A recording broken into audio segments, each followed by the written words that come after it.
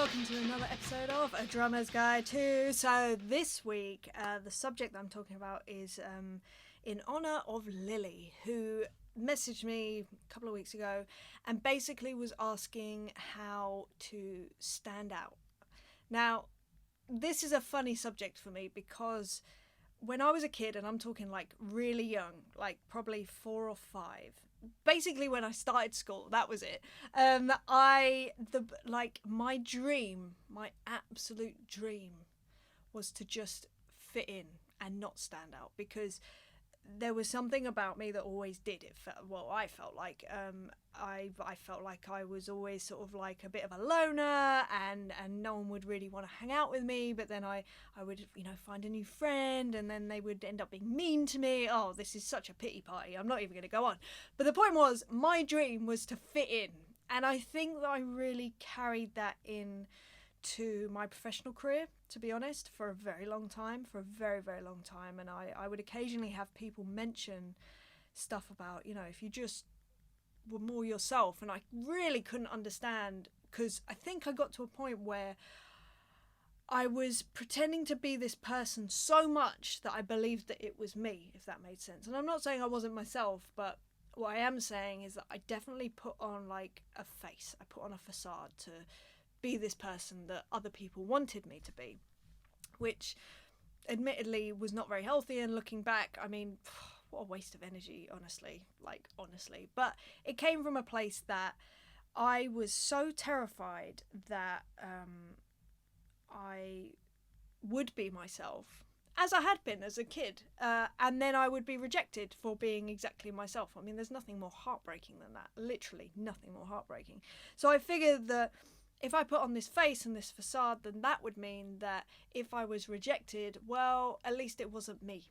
It wasn't the real me, so it didn't matter. And the only people that would see the real me was probably like my family. But what that meant was also there was a lot of frustration surrounding me, my career, where I wanted to be, why I wasn't getting where I wanted to be, why I wasn't around people that were, in line with who I am and what I believe, and what, all that sort of stuff.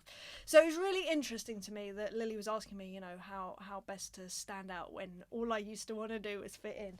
But I did have a think about this, and I realised that actually it wasn't, for me, it wasn't about standing out, but inevitably this is how I ended up standing out.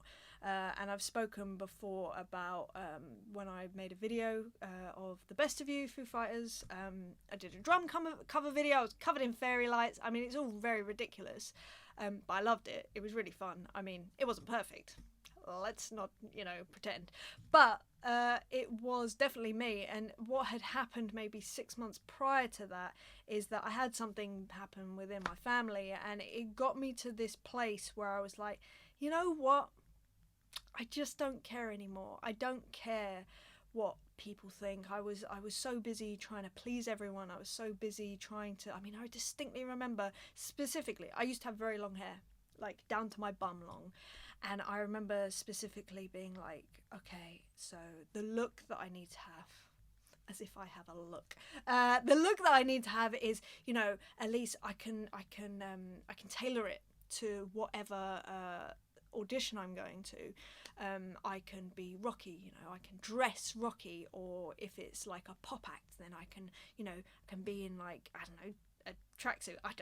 You can tell I'm like, I have no idea about pop fashion, or who knows, no clue. But I was doing that year in and year out, and I was just so confused as to why I couldn't sort of fit anywhere. And the reason was because I just wasn't relaxing and just being exactly who I am. So anyway, all this stuff happened in the end of 2011, sorry. I was going to say 2011. What is wrong with my brain? 2011 was when all this stuff happened, and something that I'd wanted to do for a very long time is cut my hair. Like, I hated having long hair. Oh, I hated it. All it reminds me of is having it brushed and tangles and pain, and I hate it. It was just a pain. It just got in the way for me.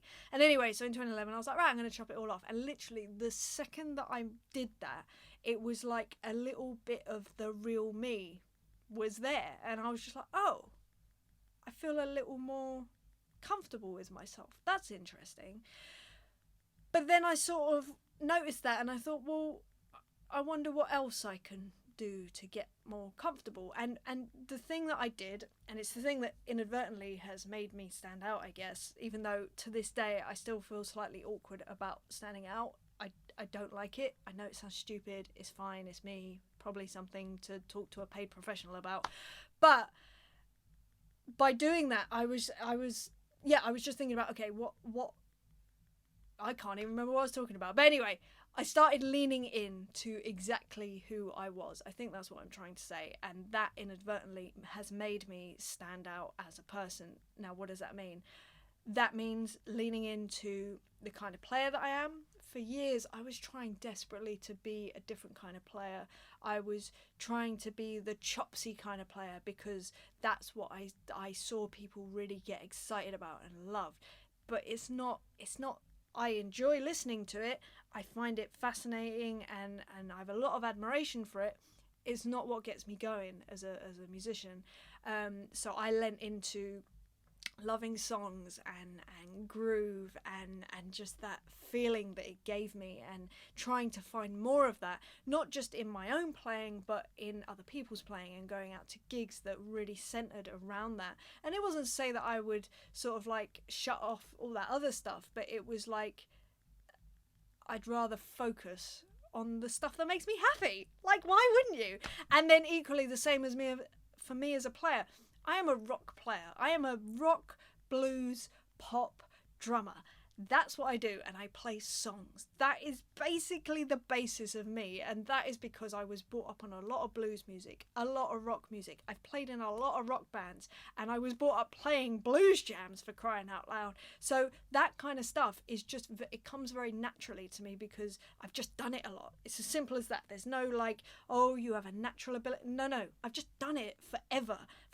Even before I was playing drums, I was still really obsessive over like rock songs and lyrics, and I didn't understand about drums, but I was just obsessed with songs, always have been. So by leaning into that, I started getting opportunities that were more in line with who I was, and consequently I was then meeting people that were more like-minded in the way that I was, and it sort of led me to the point where I am right now today, surrounded by beautiful people, like absolutely. It's not just about their musical taste or ability or anything like that. It's their personality. It's their kindness. It's their empathy. It's their sort of that family vibe. You know, all these wonderful things that I hold really high in my sort of like values, I suppose. They do too, which is amazing. And it's not to say that my values are right and someone else's are wrong, but it's just there's something nice about that synergy with people, and that has only literally come from me accepting who I am and then leaning into it and just being unapologetic about who I am, basically. And don't get me wrong, to this day I still struggle sometimes with being myself. When I get stressed, or if there's a new situation with new people and for some reason I have hang-ups about what the situation is or the people involved, and I get in my head, oh, they're going to think this about me, which there is no basis for, like, ever, actually. I was going to say most of the time, but actually ever, because you never know what someone's thinking anyway. This is recently, I started feeling really insecure, and I just had to keep telling myself, look, imagine this. Imagine by you being 100% completely yourself as you are, as a person, as a player, they loved you. They fall in love with your playing. They want to play with you more. They're in it, the vibe, they're there with you. You're only ever going to find that out by being yourself, because how awful would it be? And I have this in the studio, actually. I don't take on projects that I don't think that I'm going to be brilliant for or that I can do a great job at, because first of all, I want that song to be the best it can be, whether I'm involved or not. That is a standard for me. Like, that is just it. It's songs are important to me. But secondly, what it means is I get to do more of what I love, because imagine if someone comes to me and it's for a song that is not my natural inclination. I'm not, I haven't been doing it for years and years and years and years and years, but I do it and I do a good job, but it's a struggle and it's a lot. What if they love it and then they come back to me, and then that actually ends up being the thing that I'm known for, so more people in that vein get in touch with me and I end up creating a career for myself doing things I don't actually enjoy that much. Look, we've all made this decision to do this thing in our life, and it's because we love it, so why not carry that on in the rest of the work that you do within that realm of, for me, being a drummer? It just makes sense. Like, I want to spend my life playing songs. Ta-da! And this is me. I'm this kind of geeky idiot who loves music and loves people and yeah, and you know what? And I try to be positive, and some people really resonates with them, and that is awesome. But there are people that they're not into what I'm doing, and that might be musically, that might be personally. That's okay. Like, that's fine. I'm not mad about it. I'm not angry about it. It's just people, and it's just different things connect with different people. So but the point is that person probably won't be in my life that much, and that's fine. I don't mind. Like, I'm sure that it's very annoying how relentlessly positive I try to be often. Also, I have this really awful habit of playing devil's advocate.